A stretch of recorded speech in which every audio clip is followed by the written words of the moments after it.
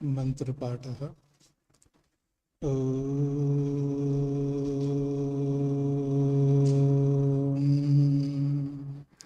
सहना भवतु सहनौ भुनक्तु सह वीर्यं करवावहै तेजस्विनावधीतमस्तु मा विद्विषावहै। ॐ शान्तिः शान्तिः शान्तिः। योग दर्शन की कक्षा संख्या 59 है। दूसरे पाद के 13वें सूत्र को लेकर के विचार चल रहा है। सती मूले तद विपाको जात्यायुर्भोगा। एक भविक कर्माशय ऐसा कर्माशय है जो एक भविक कर्माशय है, और यह जो एक भविक कर्माशय है वो दो प्रकार का है, नियत विपाक और अनियत विपाक। एक भविक कर्माशय दो प्रकार का है, नियत विपाक और अनियत विपाक। लेकिन ये जो एक भविक कर्माशय जो है ये विशेष रूप से नियत विपाक के साथ जुड़ता है, ये कहा। अर्थात जो एक भविक कर्माशय है और वो नियत विपाक वाला है, तो वहां तीनों फल वहां पर प्राप्त हो रहे। जो एक भविक कर्माशय है जो नियत विपाक वाला है, वो नियत विपाक वाला एक भविक कर्माशय कैसा है, जहां जाति भी मिल रही है, जहां आयु भी मिल रही है और जहां भोग भी मिल रहा है। लेकिन जो एक भविक कर्माशय है जो अनियत विपाक है, वहां तीनों एक साथ मिले ऐसा निश्चित नहीं है। जो अनियत विपाक वाला एक भविक कर्माशय है वो तीनों एक साथ मिले ऐसा निश्चित नहीं है। तो इस बात को लेकर के वो स्पष्ट कर रहे हैं। तो जो अनियत विपाक वाला एक भविक कर्माशय है उसकी तीन गतियां हैं। कृतस्य अविपक्वस्य विनाशः, ये एक गति है। प्रधान कर्मणि अवापगमनम, ये दूसरी गति है। और नियत विपाक प्रधान कर्मणा अभिभूतस्य वा चिरम अवस्थान। तो एक एक की व्याख्या कर रहे हैं। तत्र कृतस्य अविपक्वस्य नाशः, ये जो अनियत विपाक वाला एक भविक कर्माशय है वो ऐसा कर्माशय है कि कर्माशय तो बना है लेकिन अविपक्वस्य, बिना फल दिए ही, तस्य नाशः भवति, उसका नाश होता है। और वो जो नाश कैसा होता है उसके लिए एक उदाहरण देके इन्होंने समझाया है। यथा शुक्ल कर्म उदयात, जैसे किसी के शुक्ल कर्म उदय हो जाते अर्थात शुक्ल कर्म फल देने लगते, जिसके शुक्ल कर्मों का फल प्राप्त हो रहा होता है, उस स्थिति में इहैव नाशः कृष्णस्य, उसके पहले वाले जो कृष्ण कर्म हैं वो फल देते नहीं है, क्योंकि शुक्ल कर्मों का फल उदय हो गया उसका। उसके कृष्ण कर्मों का फल जो है अब फल नहीं दे रहा है, क्योंकि शुक्ल कर्मों का फल मिल रहा है उसके जीवन में। ये इसका तात्पर्य है। हाँ जी। ओम, मेरा नाम राज मल्होत्रा है। इसी पंक्ति में जो इहैव शब्द आया है, इस जन्म में फिर इसको अर्थ बदलेंगे, क्या करेंगे? इहैव नाशः कृष्णस्य। इसी जन्म में नाश हो जाता है या दबे रहते हैं, तो किस तरह से फिर लेंगे अब इसका? नाश का मतलब है उसका इस जन्म में वो फल नहीं मिल रहा है उसका, ये अर्थ लेना होगा। इहैव नाशः कृष्णस्य का अर्थ है इस जन्म में उसको उस कृष्ण फलों का फल नहीं मिल रहा है, उन कृष्ण कर्मों का फल नहीं मिल रहा है। जैसे मैंने उदाहरण दिया था ना कि कृष्ण कर्म बहुत किया है, डाका डाला है, चोरियां की है, लोगों को लूटा है, ठीक है ना, बहुत सारे ऐसे कर्म किए उसने जो कि बड़ा लंबा जीवन बीता है उसके चोरी से। लेकिन ऐसे कृष्ण कर्म उदय हो गए उसके जीवन में, ऐसा विवेक उत्पन्न हो गया। अब वो जो कृष्ण कर्म जो उदय हो रहे उसके, वो ऐसे ही अचानक नहीं होते। हर व्यक्ति के मन में दो प्रकार के कर्म होते हैं, अच्छे भी और खराब भी। किन्हीं कारणों से कोई एक ऐसा अच्छा बुरा कर्म, अच्छा इसलिए बोल रहा हूं मतलब क्वालिटी का, अच्छी क्वालिटी का कोई बुरा कर्म इतना बड़ा हो जाता है, ठीक है, और उस कारण से उसके जो अच्छे कर्मों का जो फल है वो दब जाता है और उस कृष्ण कर्म का फल भोग रहा होता है। मतलब उसका जन्म भी ऐसे परिवार में हो जाता है जहां दूर दूर तक वैदिक का तो दूर की बात है, जो पौराणिक धर्म का गंध भी नहीं है। और वो उन कृष्ण कर्मों के कारण से, उन कृष्ण कर्मों के फलों के कारण से ऐसी जगह पैदा होता है और वो कर्म कर रहा होता है जो करना नहीं चाहिए, मारना, काटना, जैसे मनुष्य का जो भोजन नहीं है उस भोजन को, मांस खाना, अंडे खाना और ऐसे से कर्म करना, ना वह कोई पढ़ाई है लिखाई है, ऐसे जीना है जैसे कि मान लो जैसे पशु जैसा जीवन हो गया उसका। पशु जैसा जीवन का मतलब है उठो, खाओ, घूमो, फिर सो जाओ, फिर उठो, खाओ, घूमो, सो जाओ। बहुत विशेष ऐसा यूनिक काम नहीं कर रहा है, ऐसे पशुवत जीवन जी रहा है। लेकिन ऐसे जीवन में कोई ऐसा आलंबन आ जाए उसके जीवन में और वो आलंबन से प्रेरित होकर के उसके मन के अंदर जो छुपे हुए पुण्य कर्मों का प्रभाव है वो जग जाए, तो उसको विवेक हो जाता है, वैराग्य हो जाता है और कहां से कहां पहुंच जाता है। समझ में आ रहा है ना आप लोगों को? तो ये जो शुक्ल कर्म जब उदय हो जाता है तो अब उसने जो भी कर्म किया है वो सब दब जाते, उसका फल उस समय नहीं मिलेगा उसको। और कब मिलेगा वो एक अलग बात है, लेकिन उस समय वो कृष्ण कर्मों का फल दब जाते हैं और शुक्ल कर्मों का फल प्राप्त होने लगते। जैसे वाल्मीकि ऋषि हुए, जैसे स्वामी सत्यपति जी महाराज हुए हैं, ऐसे और बहुत सारे उदाहरण होंगे जो बड़े लोग हुए हैं। ये है शुक्ल कर्मों का फल जब उदय हो जाता है तो कृष्ण कर्मों का फल जो है उस समय नहीं मिल रहा होता है। जैसे कृष्ण कर्मों का फल उदय हो गया है तो शुक्ल कर्मों का फल नहीं मिल रहा था। दोनों साइड में आप देख सकते हैं, दोनों प्रकार से देख सकते हैं। ये वो वाली बात कही जा रही। यत्र इदम उक्तम, जिस संबंध में ये बात कही है किसी ऋषि ने, द्वे द्वे ह वै कर्मणि वेदितव्ये, दो दो प्रकार के कर्म प्रत्येक मनुष्य में होते हैं और दो दो प्रकार के कर्म प्रत्येक मनुष्य करता है। पापकस्य एको राशि, पुण्यकस्य द्वितीयो राशि। एक पाप राशि होती है और एक पुण्य राशि होती है।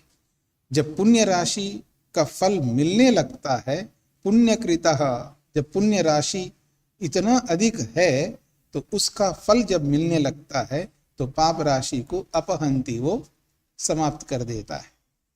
तद इच्छस्व, ऐसे उस पुण्य कर्मों को करने की इच्छा कर, ए मनुष्य तुम उस पुण्य कर्मों को करने की इच्छा कर।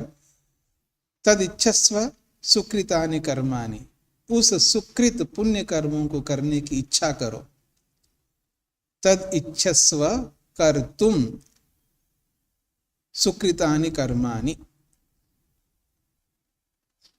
उस पुण्य कर्मों को, उस सुकृत कर्मों को कर्तुम करने की इच्छस्व इच्छा करो। जब ऐसा इच्छा करके आप करोगे तो इहैव ते कर्म, और वो जो पाप कर्म है इहैव इसी जीते जी उन पाप कर्मों का फल नहीं मिलेगा। ऐसा कवयः वेदयन्ते, ऐसे कवि लोग योगी लोग जानते।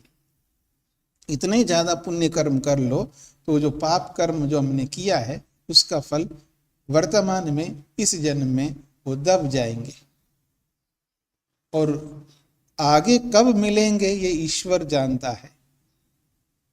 ये है नाश का अर्थ। वो कब मिलेंगे, मिलेंगे अवश्य है, पर इस जन्म में तो नहीं मिलना है। और एक बात, और जब पुण्य कर्म बहुत ज्यादा करके जब व्यक्ति शरीर को छोड़ करके जाएगा तो उन पुण्य कर्म इतना ज्यादा किया है, अगला जन्म भी उन्हीं पुण्य कर्मों के आधार पर मिलेगा।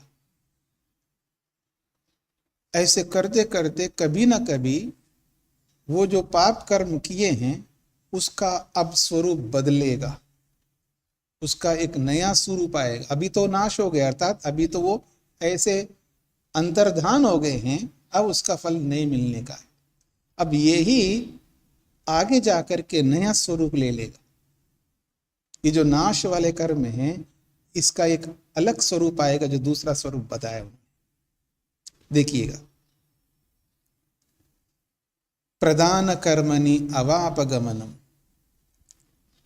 अब जो हम पुण्य कर्म ज्यादा करके अच्छा अच्छा जन्म लेते जा रहे हैं, तो फिर तो जो पाप कर्म जो अभी तक फल नहीं दिए उनका क्या होगा। जब आप अच्छे अच्छे पुण्य कर्म करते हुए आगे बढ़ते जा रहे हो तो पुण्य कर्म करने से पहले जो पाप किया है उनका फल कैसे मिलेगा। तो कह रहे हैं प्रधान कर्मणि अवापगमन।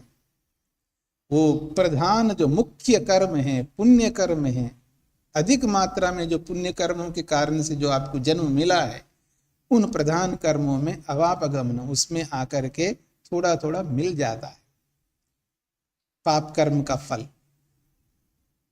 यत्र इदम उक्तम, जिस संबंध में किसी ऋषि ने एक बहुत बड़ी बात कही है। क्या कही है? स्याद स्वल्पः संकरः, स्याद स्वल्पः संकरः। हाँ, स्वल्प का मतलब बहुत थोड़ा, संकर का मतलब है संकर। आपके पुण्य फलों के बीच में अगर कोई दुख आ जाए तो संकर कर दिया ना उसने, पुण्य को घटाए ना, पुण्य के साथ मिल गए ना। जैसे कि आप खीर खा रहे हैं, बड़ा अच्छा लग रहा है, कैसी खीर खा रहे हैं जी?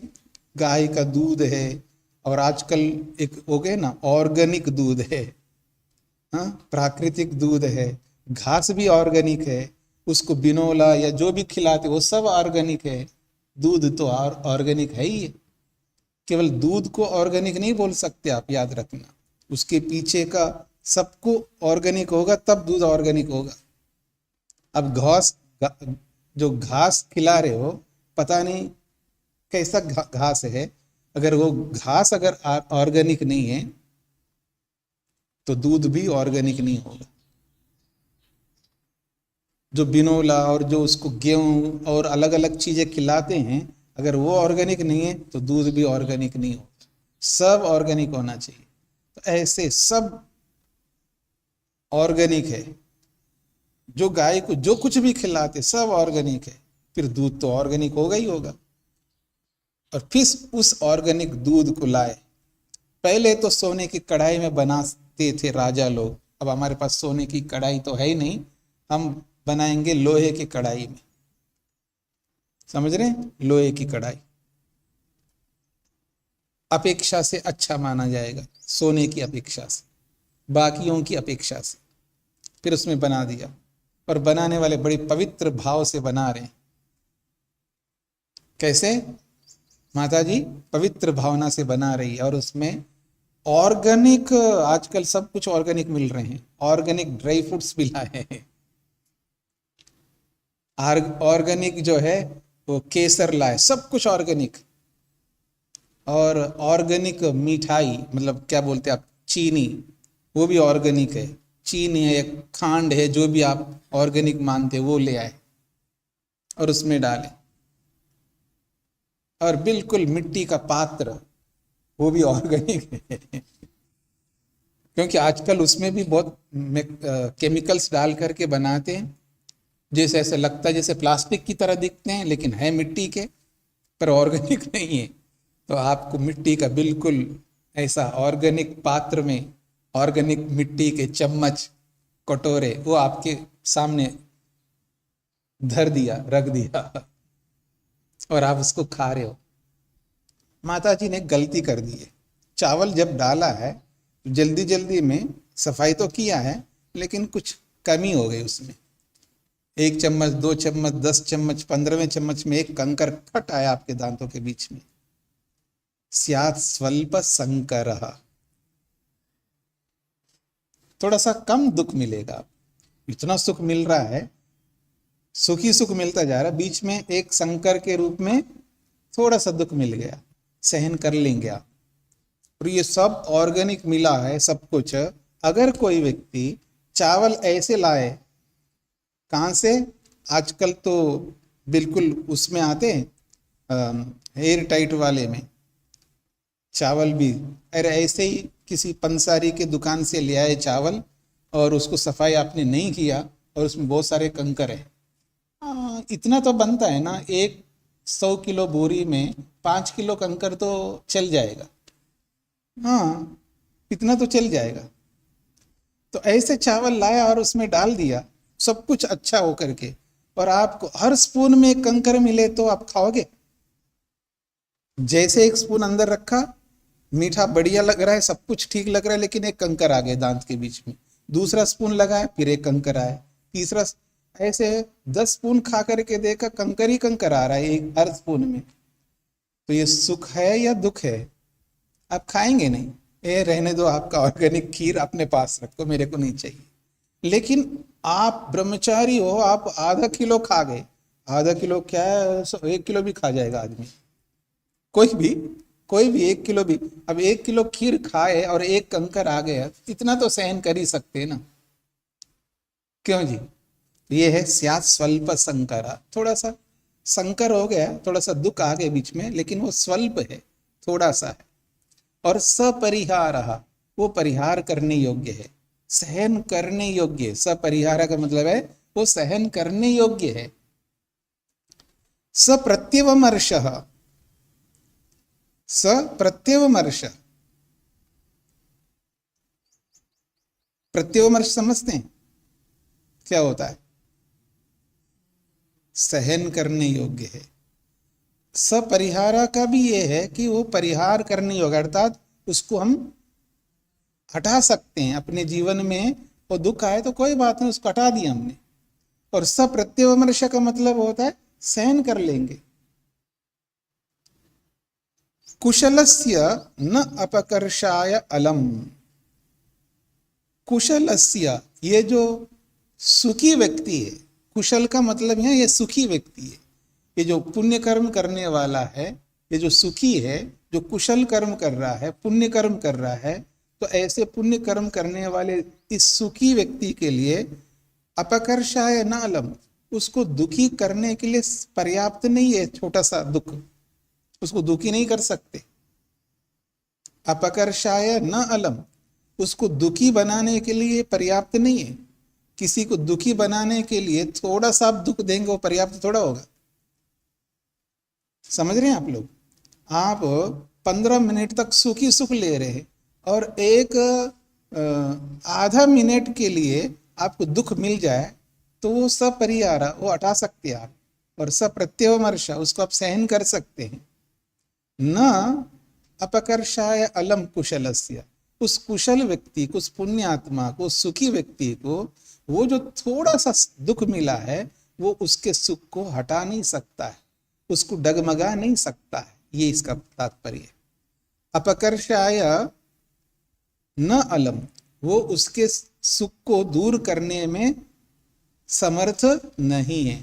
उसके सुख को मिटाने में, उसके सुख को दूर करने में, उसको परेशान करने में, उसको दुखी करने में, उसको बेचैन होने में समर्थ नहीं है वो छोटा सा सुख। ये इसका तात्पर्य।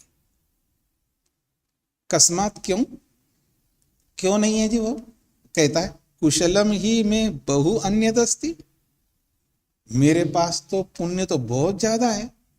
कुशलम, मेरे पास पुण्य कर्म बहुत है, पुण्य कर्मों का फल भी बहुत है। समझ में आ रहा है जी आप सबको? अब दूसरी बात बताता हूं। वही खीर आपके सामने रख दिया, ठीक है, और रख दिया, रखते समय सब ठीक था, पता नहीं क्या हुआ, ऐसे हवा में से कहीं से कोई मक्खी आके गिर गई उसमें। समझ रहे ना? मक्खी आके गिर गए, अब उसको आप नहीं खा रहे, कोई बात नहीं। कुशलस्य अपकर्षाय न अलम, उस कुशल व्यक्ति को, उस पुण्यात्मा को, उस सुखी व्यक्ति को वो जो मक्खी है आकर के उसको परेशान किया है, उसके सुख को दूर करने में वो समर्थ नहीं है। कोई बात नहीं, ये नहीं खाते जी, दूसरे ले आओ, दूसरी खीर बहुत है हमारे पास में, खीर बहुत है ना हमारे पास में, अब नहीं खाए इसको छोड़ दीजिए, कोई बात नहीं, दूसरी ले आते। कभी रेस्टोरेंट में जाते हैं आप, तो रेस्टोरेंट में जाता है व्यक्ति, कभी कभी ऐसा हो जाता है जैसा आपने ऑर्डर दिया है वैसा वो नहीं लाया। समझ रहे ना आप मेरी बात? आपने कहा जी मेरे को रोटी एकदम कड़क लाना, मुलायम नहीं चाहिए, मेरे को एकदम कड़क चाहिए। कोई कहता मेरे को मुलायम रोटी चाहिए, कड़क नहीं चाहिए।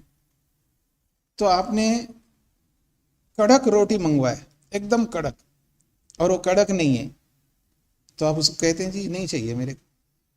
तो क्या कहता है वेटर? कोई बात नहीं साहब, आपको दूसरे ले आता हूं। समझ रहे मेरी बात को? तो ऐसे ही जब आपके पास सुख बहुत हो, तो ये जो सुख में खलल आ गया आपके, उसमें कोई बात नहीं, वो आपका ये छोटा सा खलल जो है ना, आपके इतने बड़े सुख को कुछ नहीं बिगाड़ सकता है। ये कहना चाह रहे हैं कुशलम ही में बहु अन्यदस्ति, मेरे पास कुशल पुण्य कर्म बहुत है, पुण्य कर्मों का सुख भी बहुत है, इसलिए ये कुछ नहीं कर पाएगा मेरे को, इसलिए मैं चिंता नहीं करता। ये इसका तात्पर्य। यत्र अयम अवापम गतः, यत्र जहां मेरे उस कुशल में, उस मेरे पुण्य कर्मों के फल में, अयम अवापम गतः, ये दुख आके मिल भी जाए तो कोई चिंता की बात नहीं है। क्यों? स्वर्गे अपि अपकर्षम अल्पम करिष्यति, और स्वर्ग में भी जाकर के मैं, मतलब अगले जीवन में बहुत अच्छा जीवन को प्राप्त करूंगा। ये जो थोड़ा सा दुख आया है, या ये जो मैंने गलती से कोई ऐसा कर्म कर दिया है, और इसका भी फल अगर मेरे को अगले स्वर्ग में मिल भी जाए, मेरे स्वर्ग को कोई हानि नहीं पहुंचा देगी। ये इसका तात्पर्य। स्पष्ट हो रहा है? हाँ जी। ओम, जो आपने रेस्टोरेंट का उदाहरण दिया वो रिप्लेसमेंट का है, लेकिन यहाँ पर दुख तो थोड़ा सा भोग रहा है, लेकिन महसूस नहीं कर रहा उसको, क्योंकि उसके पुण्य बहुत ज्यादा है। वो तो एक उदाहरण दिया है। अब उदाहरण का एक अंश मैंने जो रखा है कि वो बहुत है हमारे पास, ऐसा है कि आपको दे दिया जो है यही खा लो जी, अब दूसरा हम नहीं दे सकते, हमारे पास और है जी, कोई बात नहीं, इसको हटा दो, दूसरा दे देंगे, बस इतना अंश लेना है हमको।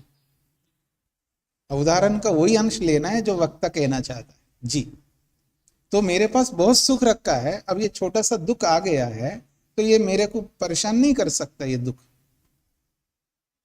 क्योंकि कुशलम में बहु अन्यदस्ति, मेरे पास पुण्य कर्म बहुत हैं, और पुण्य कर्मों का सुख भी बहुत है, बहुत मिलने वाला है। ये छोटा सा दुख आकर के मेरे को विचलित नहीं कर सकता, ये इसका तात्पर्य है।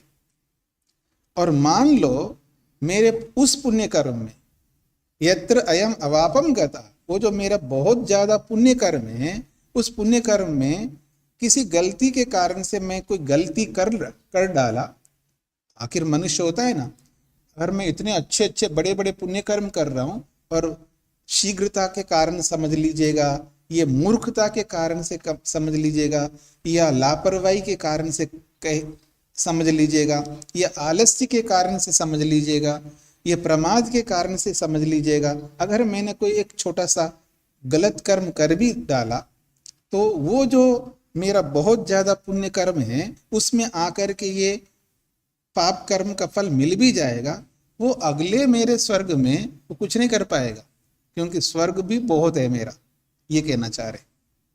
तो स्वर्गे अपि अपकर्षम अल्पम करिष्यति, स्वर्ग में भी अगर ये दुख रूपी फल मिल जाए तो उस स्वर्ग को भी अल्पम अपकर्षम करिष्यति, थोड़ा ही अपकर्ष करेगा, थोड़ी ही हानि करेगा, बहुत ज्यादा हानि नहीं कर सकता, ये इसका तात्पर्य। तो ये प्रधान कर्म में आकर के मिलना है। तो ये मत समझना कि मेरे ये पाप कर्म नष्ट हो गए क्योंकि पुण्य का उदय हो गया है, अब ये पाप कर्म नष्ट हो गए हैं, इसका मतलब इन पाप कर्मों का फल नहीं मिलने वाला, ऐसा नहीं है। ये बात समझने का प्रयत्न करना। यदि पाप कर्म पूरा नष्ट हो जाएंगे तो फिर वो जो प्रधान कर्म में आके मिलने वाले कौन है? वो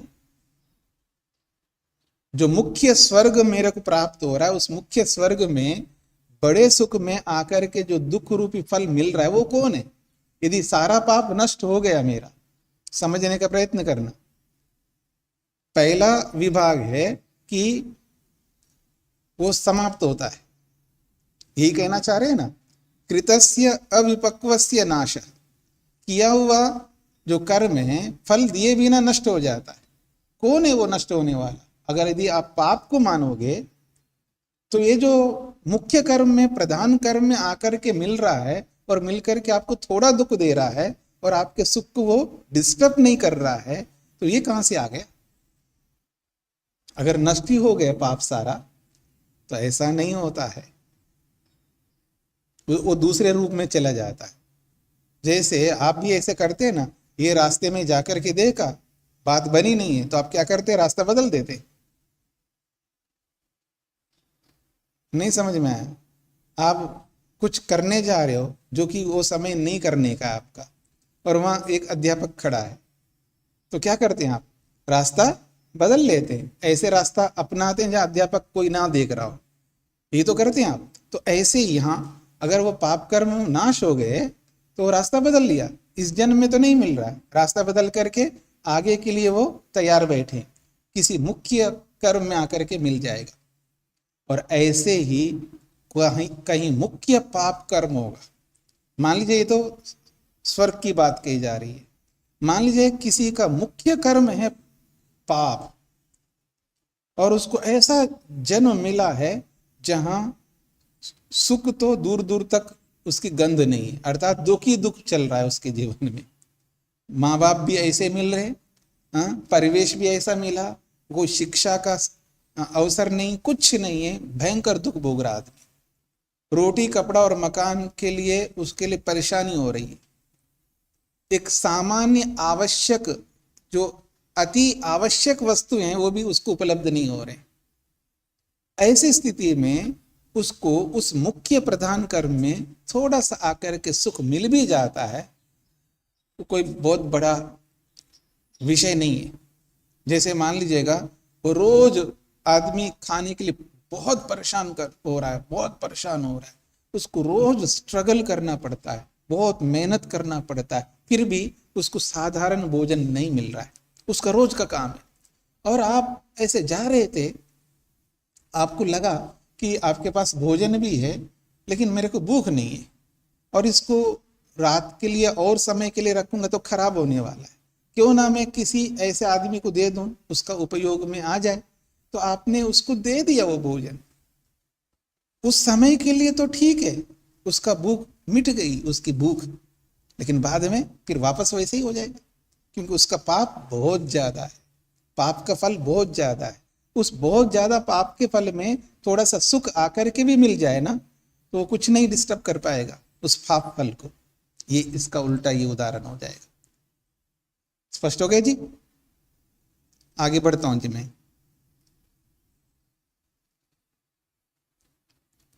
अब तीसरी बात कह रहे, अनियत विपाक की तीसरी गति बताई जा रही है। नियत विपाक प्रधान कर्मणा अभिभूतस्य वा चिरम अवस्थानम।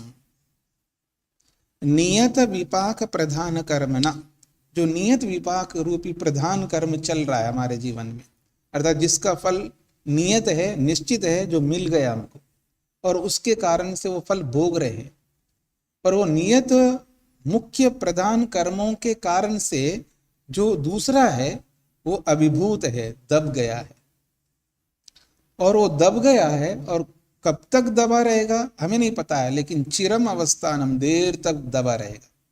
100 साल तक भी दबा रह सकता है, 200 साल तक भी दबा रह सकता है, 300 साल तक भी दबा रह सकता है, 1 घंटे तक भी दबा रह सकता है, 1 दिन तक दबा रह सकता है। अब कर्म के ऊपर निर्भर करता है, कर्म फल के ऊपर निर्भर करता है, वो बहुत लंबे समय तक भी दबा रह सकता है। तो प्रधान जो नियत विपाक रूपी प्रधान कर्म है उसके द्वारा दबा रहता है। अब देखिएगा, आपने बहुत अच्छे कर्म किए हैं, तो बहुत अच्छे कर्म करने से पहले क्या किया? अजी ये बहुत बड़े दानी है। अरे दानी से पहले क्या था? समझ रहे मेरे? ये बहुत बड़े स्वाध्यायी है जी, स्वाध्याय से पहले क्या था? ये बहुत बड़े उपासक है, उपासक से पहले क्या था? ये बहुत अच्छा वक्ता है जी, वक्ता से पहले क्या था? सबके साथ जोड़िएगा। जो वर्तमान में हम जो हैं इससे पहले वो नहीं थे, इस बात पर ध्यान देना। वर्तमान में जो भी हम हैं, कोई वक्ता हो सकता है, कोई लेखक हो सकता है, कोई विद्यार्थी हो सकता है, कोई कुछ भी हो सकता है। बहुत सारे कर्म है हमारे, बहुत सारी योग्यताएं हैं। उन योग्यताओं में, वर्तमान में जो योग्यताएं हमारे में हैं, उन योग्यताओं से पहले क्या थे हम लोग? आज इतना मैं जानता हूं, इससे पहले क्या था? नहीं जानता था। जैसे आप पढ़ रहे हो तो पहले मैं भी पढ़ रहा था, तो पढ़ वो रहा होता है जो जानता नहीं है। समझ रहे हैं आप मेरी बात? अब पढ़ क्यों रहे हैं? क्योंकि आप जानते नहीं उस विद्या को, इसलिए उस विद्या को ग्रहण कर रहे हैं। तो आज जो विद्या दे रहा है उससे पहले विद्या नहीं थी उसके पास, वो विद्या ले रहा था। तो ऐसे सबके साथ आप जोड़िएगा। तो यही कहना चाहते हैं कि नियत विपाक प्रधान कर्मना, जो नियत विपाक रूपी मुख्य कर्म जब हमें मिल रहे हैं, उस मुख्य कर्म के कारण से वो अभिभूत, वो दब गया है। और उस अभिभूत का फल जो है चिरम अवस्थानम, बहुत लंबे काल तक दबा रहेगा। तो आज हम जो बहुत अच्छा बन करके जो बहुत अच्छे कर्म कर रहे हैं, और इतने अच्छे कर्म करते जा रहे हैं, इतने अच्छे कर्म करते जा रहे हैं, तो हमारे अच्छे कर्म बढ़ते गए, इतने बढ़ते गए, जब हम मरणासन्न हो गए हैं तो हमारे बहुत अच्छे कर्म हो गए। और इतने अच्छे कर्म हो गए हैं, तो आपने सुना है जिसके जितना अच्छे कर्म ज्यादा होते हैं उसके आधार पर उसको अगला जन्म प्राप्त होता है। तो इन अच्छे कर्मों से पहले जो बुरे कर्म किए हमने, गलत कर्म किए, उसकी मात्रा बहुत कम है और अच्छे कर्मों की मात्रा बहुत अधिक है। तो जन्म से लेके मृत्यु से पहले तक जो भी हमने किया है, और उनमें से जो सबसे ज्यादा कर्म जिस योनि को, जिस आयु को, जिस भोग को देने वाला है, वो निर्धारित हो जाता है। निर्धारित होकर के जब वो जन्म मिल रहा होता है उसको, उन अधिक कर्मों के कारण से बाकी कैसे रहेंगे? चिरम अवस्थानम। कौन है जी वो चिरम अवस्थानम? इसको थोड़ा समझने का प्रयत्न करिएगा। मैंने इस मनुष्य योनि में रहते हुए बहुत अच्छे कर्म किए हैं, लेकिन वो वैसे भी कर्म किए जो कुत्ते वाले कर्म होते हैं, जो गधे वाले कर्म होते हैं, जो सुअर वाले कर्म होते हैं, जो सांप वाले कर्म होते हैं, जो बिच्छू वाले कर्म होते हैं, जो कौवे वाले कर्म होते हैं। जितनी भी योनियां हैं, उन योनि वाले कर्म भी मैंने इस मनुष्य योनि में किए। याद रखना, जितने भी कर्म होते हैं वो सारे के सारे मनुष्य शरीर में होते हैं, और इस मनुष्य शरीर में किए जाने वाले कर्मों के कारण से ही हमको विभिन्न अलग अलग योनियां मिलती है। तो जब मेरे को मनुष्य बनाया जा रहा है अगला, तो जो मेरे मनुष्येतर योनियां वाले कर्म हैं, क्या होना है उसका? चिरम अवस्थानम, देर तक पड़े रहेंगे। और मैं बार बार मनुष्य बनता जा रहा हूं, बार बार मनुष्य बनता जा रहा हूं, तो बार बार चिरम अवस्थानम, वो पड़े रहेंगे, वो कुत्ते वाले, गधे वाले, पता नहीं किस किस के। लेकिन मैं एक मनुष्य हूं, याद रखना, एक मनुष्य होने के नाते मेरे अंदर इतना पेशेंस नहीं है कि मैं हर योनि में, हर जन्म में मनुष्य के अच्छे अच्छे कर्म करते जाऊंगा। जैसे आप हम सब क्या करते हैं, हाँ जी, रोज समय पर उठते हैं, रोज उठते हैं, एक दिन नहीं उठेंगे, पूछेंगे तो बता देंगे ये कारण, नहीं उठा, चल गए ना, तो एक कर्म ऐड हो गया ना हमारा, गलत कर्म। ऐसे ऐसे बहुत सारे कर्म अलग अलग विषयों में हम कर लेते हैं मनुष्य होने के नाते। फिर वो जो गलत कर्म है वो एक हो गए, तो अब समझ लेना दूसरा भी होगा, तीसरा भी होगा, चौथा भी होगा, वो फिर ऐड होता रहता है। क्योंकि स्वभाव जो है ना, जब एक बार करता है तो उसको दोबारा भी कर सकता, तिबारा भी कर सकता, ऐसे वो संख्या उसकी बढ़ती जाती है, हमें समझ में नहीं आता। जैसे आप व्यायाम करते, रोज करते हैं, गिन के करते हैं, इतने बैठक करता हूं मैं, इतने दंड करता हूं, इतना दौड़ता हूं और इतना ये करता हूं, गिन करके किया आपने, तो रोज कर रहे हो, 1 दिन, 2 दिन, 3 दिन, 4 दिन, 1 सप्ताह, 15 दिन, लेकिन 1 महीने में 1 बार 2 बार ऐसा कर देता है, चलो आज कम कर लेता हूं, होता नहीं होता ऐसा। तो ऐसे ही जो हमारे कर्म जो है ऐसे ऐड होते ही रहते हैं, तो हमें पता नहीं लगता है कि कौन सा ऐसा मेरा कर्म है जो कुत्ते वाला है, गधे वाला है, सुअर वाला है, वो सारे कर्म बनते जाते हैं। लेकिन वो सारे के सारे कर्म चिरम अवस्थान पड़े रहते हैं। लेकिन हम ऐसे ऐसे त्रुटियां करते करते वो त्रुटियां बढ़ते बढ़ते बढ़ते एक समय ऐसा भी आता है वो त्रुटियां बहुत अधिक बढ़ जाती हैं, फिर बैक टू दी पेविलियन, फिर वापस उस योनि की ओर बढ़ते जाएंगे। तो सबका कर्म आएगा, जब तक नहीं आएगा चिरम अवस्थान, वो देर तक पड़े रहेंगे, चाहे वो अच्छे वाले हों या बुरे वाले हों। मेरी बात समझ में आ रही ना? चाहे वो मनुष्य योनि वाले हों या मनुष्येतर योनि वाले हों, इस तरह का कर्म, ये 3 प्रकार के अनियत विपाक वाले कर्म माने जाते हैं। स्पष्ट हो गया? आगे बढ़ूं। कथम इति, ये कैसे होता है? नियत विपाक प्रधान कर्मण अभिभूतस्य वा चिरम अवस्थानम, तीसरी गति बताई जा रही है। तो ये चिरम अवस्थानम, देर तक ऐसे पड़े कैसे रहेंगे? कथम?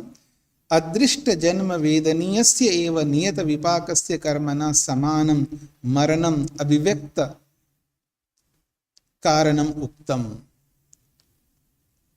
कथम इति, ये ऐसा कैसे हो रहा है? चिरम अवस्थानम क्यों हो रहा है? तो कह रहे हैं अदृष्ट जन्म वेदनीयस्य एव नियत विपाकस्य कर्मणा, जो अदृष्ट जन्म वेदनीय नियत विपाक वाले कर्मों का जो फल है, समानम मरणम अभिव्यक्त कारणम, समान रूप से मरणम अभिव्यक्त कारणम, जब मृत्यु हो रही होती है तभी वो अभिव्यक्त होंगे। जन्म से लेकर के मरने से पहले तक जो कर्म है वो अभिव्यक्त होते हैं। मुख्य रूप से आपने जन्म से लेकर मृत्यु के बीच में जो जो कर्म किए हैं वो मुख्य रूप से अभिव्यक्त होते हैं। वही कर्म निर्णय करते हैं कि आपको अगला जन्म कौन सा मिलने वाला है। मनुष्य है तो कैसा मनुष्य मिलने वाला है, कैसा परिवार मिलने वाला है, कैसा परिवेश मिलने वाला है, कैसा स्थान मिलने वाला है, कौन सा देश मिलने वाला है, वो सब उस समय के किए हुए कर्मों निर्धारित करते हैं हमारे। न तो अदृष्ट जन्म वेदनीयस्य अनियत विपाकस्य, जो अदृष्ट जन्म वेदनीय अनियत विपाक वाले कर्म निर्धारण नहीं करते हैं, जो अदृष्ट जन्म वेदनीय अनियत विपाक वाले जो कर्म हैं वो निर्धारण नहीं करते हैं कि आपको कौन सा जन्म मिलना है। यत्तु अदृष्ट जन्म वेदनीयम कर्म अनियत विपाकम तु नश्येद व नश्येद अवापम व गच्छेद अभिभूतम व चिरम अपि उपासीत। लेकिन जो अदृष्ट जन्म वेदनीय अनियत विपाक वाले कर्म हैं वो हमको अगला जन्म निर्धारित नहीं करता है। वो क्या करता है, या तो नश्येद, वो तो नष्ट हो जाता है, अथवा अवापम व गच्छेद, या किसी प्रधान कर्म में मिल जाता है, अथवा अभिभूतम व चिरम अपि उपासीता, दब करके देर तक वो उपासना करता रहेगा, अर्थात वेट करता रहेगा, प्रतीक्षा करता रहेगा कि कब हमारा नंबर आएगा। इस तरह ये बात समझ में आ रही है सबको?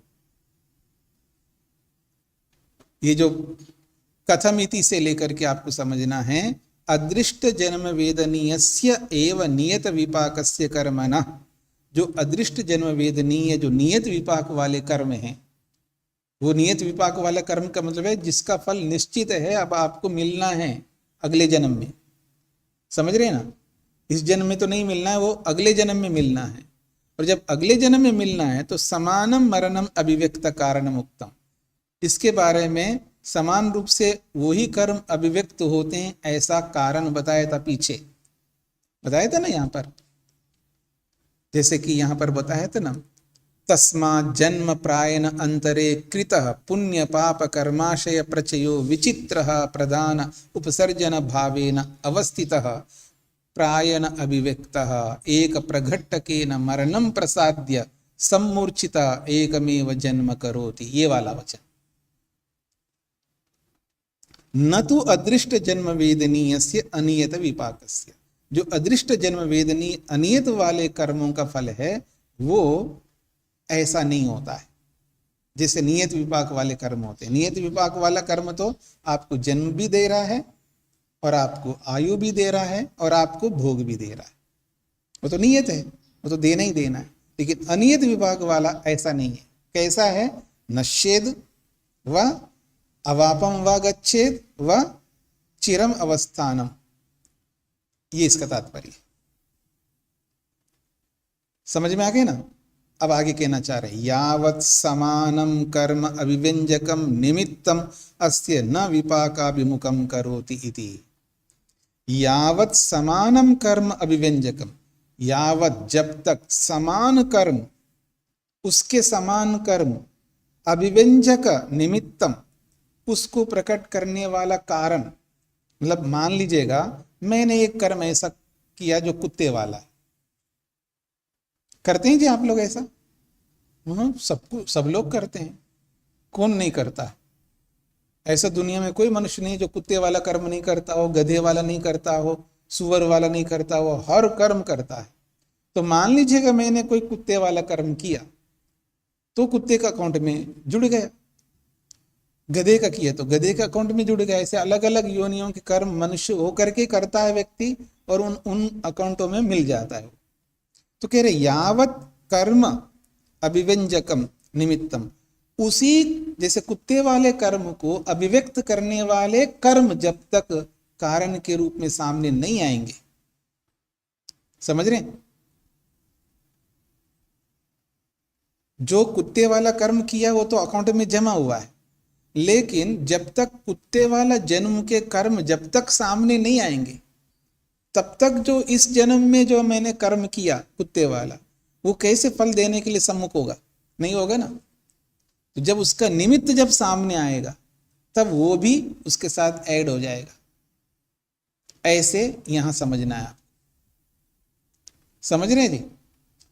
मान लीजिए इस जीवन में मैं बहुत सारे कुत्ते वाले कर्म किया, समझ रहे हैं? बहुत वाले कुत्ते वाले कर्म किया। अब बहुत कुत्ते वाले कर्म किया है तो अब मरने जा रहा हूं तो मेरे को समझ में आ गया जीवन में कि काश अच्छा होता मैं कुछ बढ़िया कर्म करता, लेकिन अब कुछ नहीं हो सकता, अब तो मर रहा हूं मैं। उसको ये नहीं अनुभव होता मैं कुत्ते वाला कर्म किया हूं लेकिन मैंने अच्छा नहीं किया हूं, ये अनुभव हो रहा होता है। जो व्यक्ति मरनासन्न है उसको ये अनुभव हो रहा होता है काश मैं और अच्छे कर्म करता, जो मैं इस तरह का अब मर रहा हूं। तो उसके ऐसे कर्म है, मान लीजिए वो कुत्ते वाले कर्म ज्यादा है, हमें नहीं पता, भगवान को पता है, लेकिन आप कल्पना करिए उसके कुत्ते वाले कर्म है।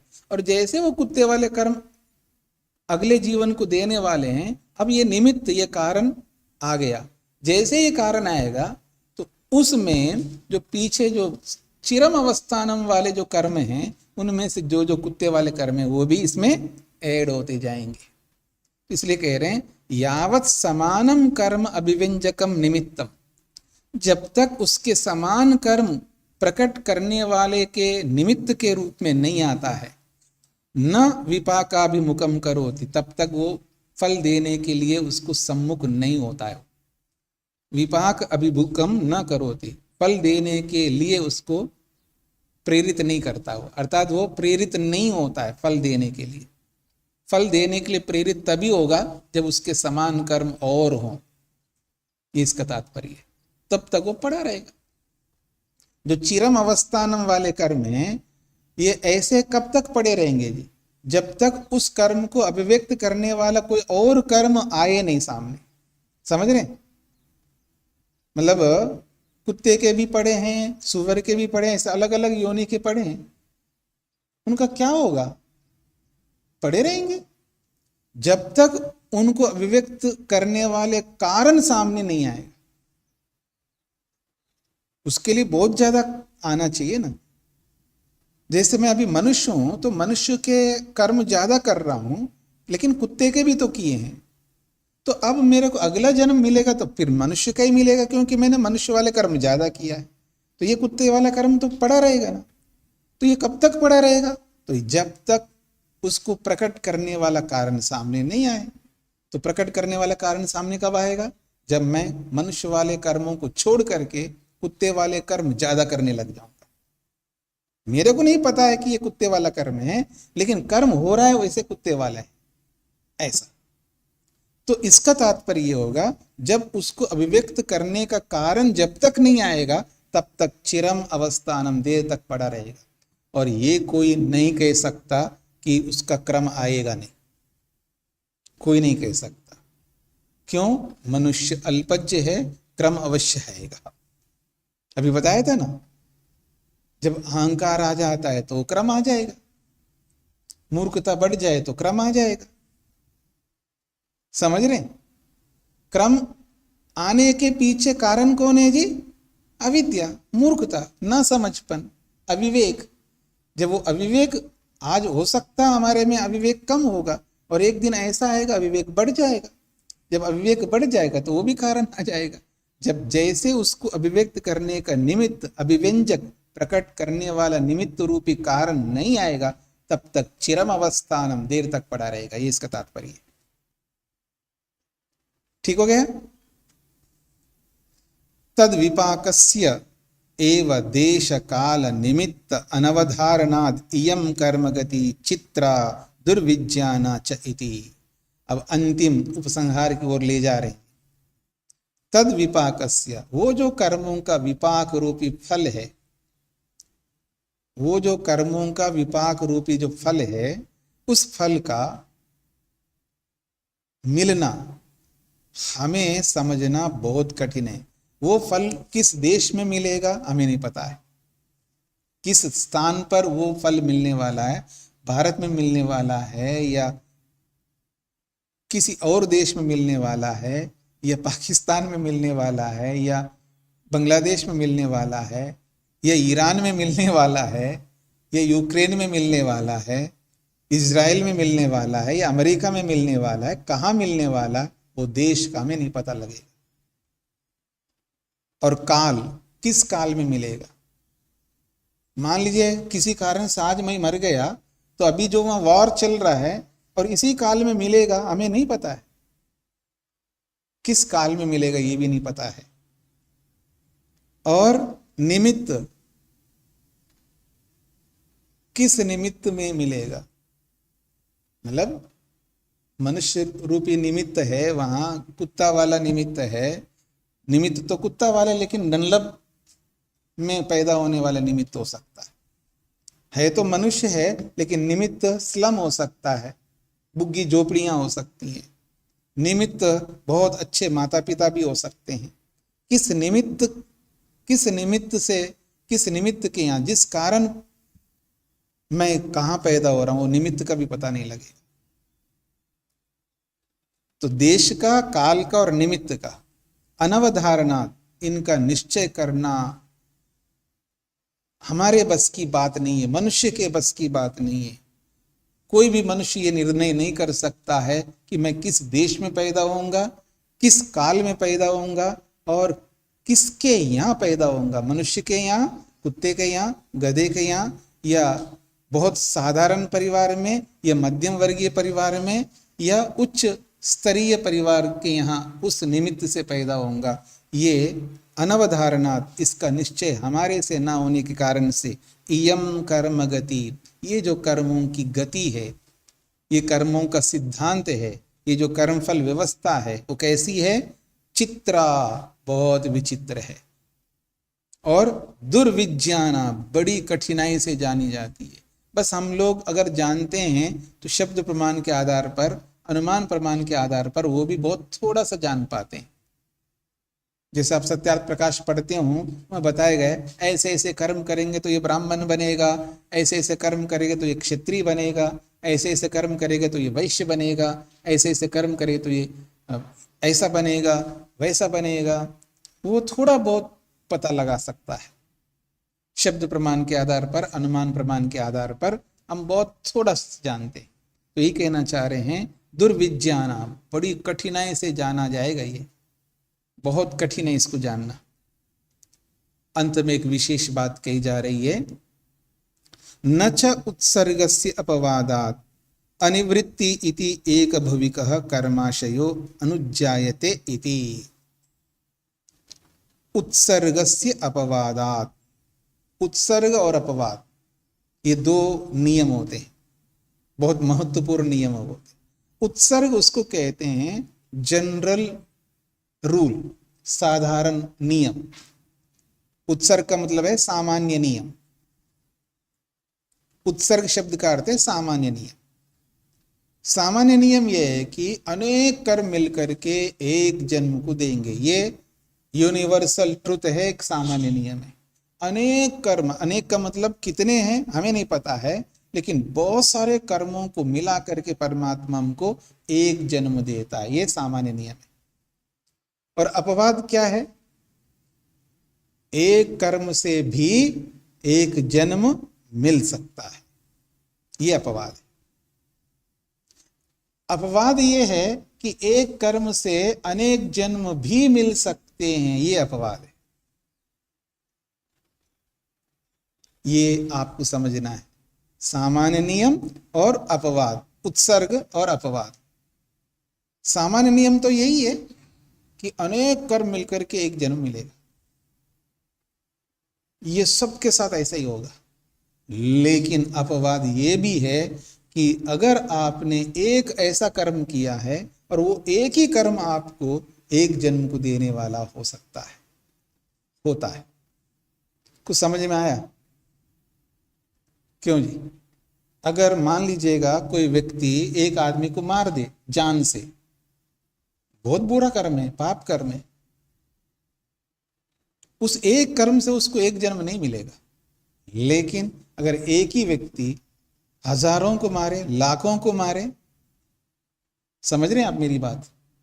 एक ही आदमी हजारों लाखों को मार सकता है, मारता है।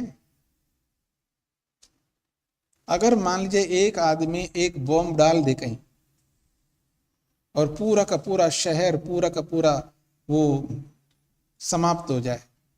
आपने सुना है ना, हिरोशिमा में बम डाला गया, कब? 19 कब है? चलो कभी भी डाला है, अब सन कौन सा है वो बाद की बात है, मगर डाला ये तो है, ठीक है। मुख्य बात पर आते हैं। अब एक आदमी का मतलब जो बॉस होता है, जो आदेश देने वाला होता है, वो चलाने वाला तो उसको भी फल मिलेगा, पर जो आदेश देने वाला है बम डालने के लिए, वो मुख्य कर्म करता है, ठीक है ना, जिसने भी दिया होगा।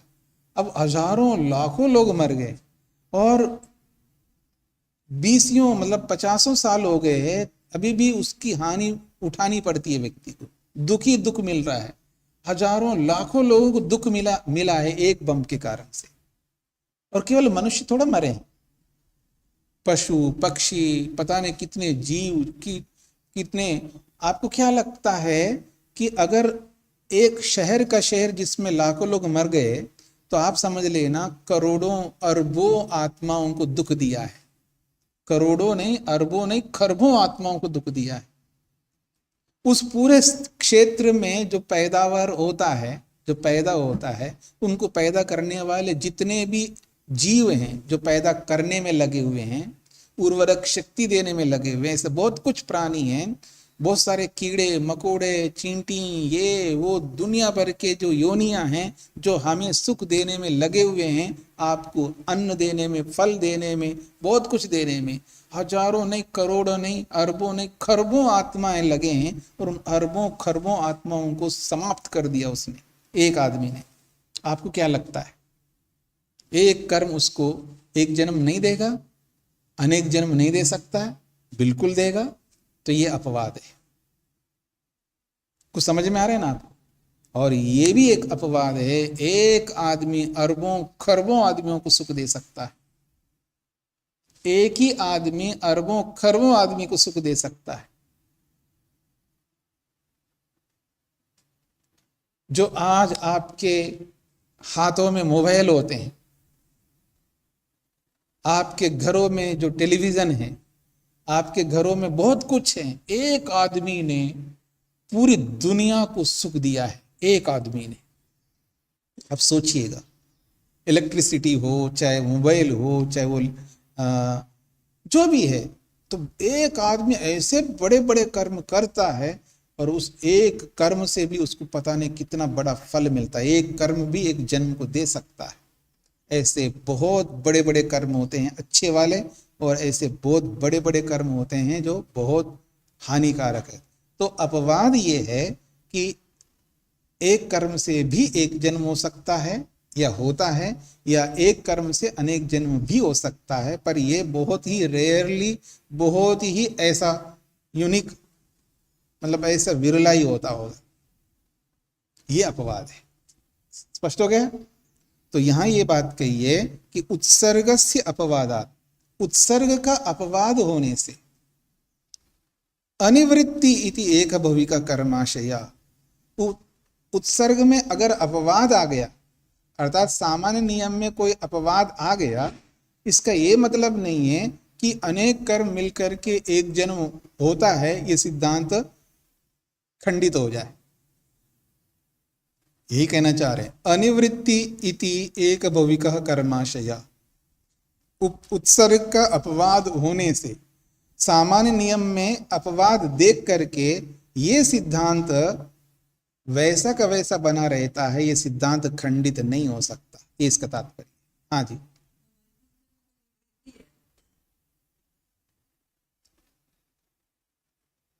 नहीं, अनिवृत्ति होनी चाहिए, अनिवृत्ति होनी चाहिए। न च उत्सर्गस्य अपवादात्, अच्छा निवृत्ति, अच्छा निवृत्ति भी ले सकते हैं, अनिवृत्ति भी ले सकते हैं, या निवृत्ति भी ले लीजिए, कोई बात नहीं है। उपसर्गस्य अपवादात् निवृत्ति इति एक भविका कर्माशयो अनुज्जायते। जब अपवाद आता है, उस अपवाद को ध्यान में रख करके आप ये अनेक जन्म, अनेक कर्म एक जन्म को देने वाला सिद्धांत उस अपवाद में हट जाता है, ऐसा आप ले सकते हैं। और अच्छा यही है इसका अर्थ लेना कि उत्सर्ग में अपवाद आने से उत्सर्ग की निवृत्ति नहीं होती है, ये मुख्य अर्थ है। सामान्य नियम, अपवाद के आने पर सामान्य नियम हट जाएगा, ऐसा कोई नियम नहीं है, ऐसा हम सबको समझ लेना चाहिए, इसका तात्पर्य। ठीक हो गया? किसी कुछ पूछना है? यह है कर्म फल सिद्धांत का नियम। यहां बस ये समझना नहीं कि ये पूरा हो गया कर्म फल सिद्धांत, अभी पूरा नहीं हुआ कर्म फल सिद्धांत, और भी आएगा आगे। हाँ जी, बोलिए। नमस्ते स्वामी जी। जो तीसरी गति है, इसमें जो आपने ऐसे कहा कि इस जन्म में जो हम लोग कर्म कर रहे हैं, थोड़ा आराम से, थोड़ा ऊंचा और सुनाई दे। जो हमारी तीसरी गति जो बताई जा रही है जी, आदृष्ट की अनियत वाली, हाँ जी। तो उसमें जैसे कि आपने कहा कि हमारे जैसे कुत्तों के कर्म हैं, उसमें अभी अभिव्यक्त नहीं है, वो दबे हुए हैं नियत कर्म से, प्रधान कर्म से। जब हम वैसे कर्म करेंगे तब वो अभिव्यक्त होंगे। तो इसी जन्म में होंगे अथवा अगले जन्म में होंगे, कुत्तों के जन्म में, जैसे कि आपने कहा है। नहीं, अगले जन्म में होंगे। तो फिर स्वामी जी वो नहीं हो जाएगा कि अदृष्ट का नियत विपाक हो जाएगा फिर वो? नहीं नहीं नहीं, इस जन्म में भी अभिव्यक्त हो सकते हैं, अगले जन्म में भी अभिव्यक्त हो सकते हैं। जो जैसे प्रधान कर्मणि अवापगमन में है, वो इस जन्म में होंगे। और ये क्षीरम अवस्थानम वाले भी इस जन्म में भी अभिव्यक्त हो सकते हैं और अगले जन्मों में भी अभिव्यक्त हो, उसका निश्चित नहीं है। अब हम ये नहीं कह सकते इसी जन्म में होंगे, हम ये नहीं कह सकते अगले जन्म में होंगे, कभी भी हो सकते, यही तो अनियत है। अनियत का अर्थ है जिसका नियत नहीं है, निश्चित नहीं है कि इस जन्म में मिलना है, अगले जन्म में। इस जन्म में भी मिल सकते हैं, अगले जन्म में मिल सकते हैं, कब मिल सकते हैं ये निश्चित नहीं है। जैसे कि आपने तो अब समझने का प्रयत्न करना, आप जो पूछना चाह रहे हो मेरे को समझ में आ रहा है। अगर मान ली इस जन्म में अगर कोई मिल गया, मान लो 200 साल पुराने जो कर्म हैं हमारे, और आज उनकी अनुकूलता मिल गई तो इस जन्म में मिल गया, तो वो निश्चित हो गया, ऐसा इसको निश्चित नहीं कहते। वो अनिश्चितता, बस मिल गए। यहाँ पर निश्चित का मतलब है जैसे अभी मैंने कर्म किया इस जन्म में, बहुत सारे ऐसे कर्म, वो निर्धारण करते हैं अगला कौन सा जन्म मिलना है, वो नियत कर्म है, ठीक है ना।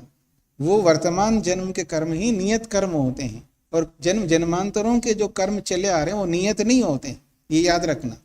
वर्तमान जन्म के कर्म ही नियत होते हैं। हाँ, मनुष्येतर योनियों में ये आप कह सकते हैं, जैसे कुत्ता बना है कोई, कुत्ता बन करके जितने साल जीना जी गया और उसको मर गया, अब वो कर्म तो किया नहीं है, ठीक है ना। तो इस जीवन के कर्म तो है ही नहीं उसके, तो उसके दूसरी योनियों में तो पिछले अकाउंट से ही काम चलाते रहेंगे। वो सारे अकाउंट सामने रखता है परमात्मा। अब किसी अकाउंट के कर्मों का फल दे दिया है, तो अब वो अकाउंट के कर्म अन्य अकाउंटों से थोड़ा कम हो गया, तो फिर जिस अकाउंट वाले कर्म ज्यादा दिखाई देंगे उसमें से कुछ कर्मों को लेकर के फिर जन्म लेगा। तो ऐसा वो प्रक्रिया चलती रहेगी।